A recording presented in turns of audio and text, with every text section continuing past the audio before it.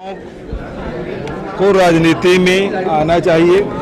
और सबसे बड़ी बात यह है कि राजीव जी ने 21 साल के मतदान की उम्र को घटाकर 18 साल किया और युवाओं में राजनीतिक चेतना होना बहुत ज़रूरी है, क्योंकि आज 50% जो आबादी है वो 29 साल से कम उम्र की है और 65% आबादी 35 साल की कम उम्र की है।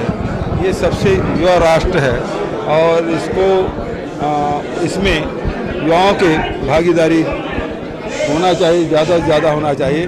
अभी हमारे देखिए कांग्रेस के राष्ट्रीय महाधिवेशन रायपुर में जो हुआ उसमें ये भी पारित हुआ कि 50 साल की कम उम्र के लोग आधी जो जनसंख्या है वो सभी पदों पे होगा।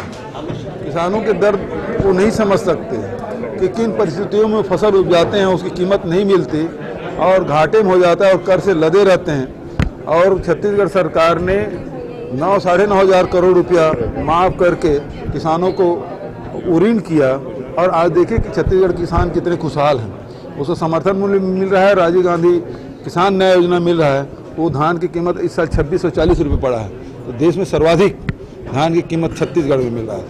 तो किसानों को हमेशा किसान को इसीलिए वो रेवड़ी कहते हैं, किसान को जो दे रहे हैं उसको भारतीय जनता पार्टी रेवड़ी कहते हैं और उसकी सबक फिर सिखाएंगे अभी 2023 के चुनाव में, 2024 की लोकसभा में।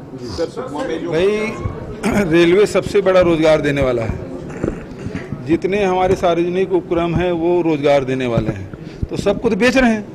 यही छत्तीसगढ़ में 23-23, 24-24 ट्रेनें हैं वो रद्द हो जाती हैं। 3 लाख पद खाली पड़े हुए हैं, वो भर्ती नहीं हो रही है। सार्वजनिक उपक्रम को बेच रहे हैं, नगर नार शुरू नहीं है, उसको बेचने की सूची में वो आ गया है, तो रोजगार मिलेगा कहाँ से। केंद्र सरकार की ये नाकामी है, वो चाहते नहीं कि युवाओं को रोजगार मिले, लोग सक्षम हो, ये उसके रणनीति में नहीं है। वो तो केवल लड़ाने के लिए, घृणा फैलाने, हिंसा फैला के सत्ता प्राप्त करना चाहते हैं। तो कोटा केबिन में जो छात्र के साथ जो दुष्कर्म हुआ बेहद निंदनीय है और पुलिस को जैसे जानकारी मिली तत्काल कार्रवाई की गई है। जो अपराधी फरार है उसे खोजने के लिए टीम गठित हुई भी है और जो वहाँ कोटा केबिन में जो अधीक्षक थे उनको निलंबित भी कर दिया गया है। तो शासन की ओर से पूरी कार्रवाई भी की गई है और जो पीड़िता है उसे पूरा न्याय सरकार दिलाएगी। लोगों को जाना चाहिए, क्यों नहीं है?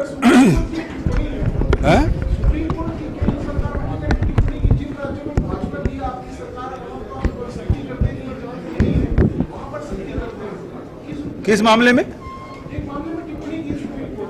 मणिपुर में नागालैंड में महिलाओं के आरक्षण को लेकर 33% जो भाजपा सरकार चाह रही वहाँ पे, लेकिन और अन्य राज्यों में नहीं चाह रही जहाँ पे उनकी कांग्रेस की सरकार है वहाँ तो ठीक टिप्पणी है। यदि सुप्रीम कोर्ट में इस प्रकार टिप्पणी की है तो केंद्र सरकार को उसको भारतीय जनता पार्टी इसको ध्यान में रखना चाहिए। तो बड़ी टिप्पणी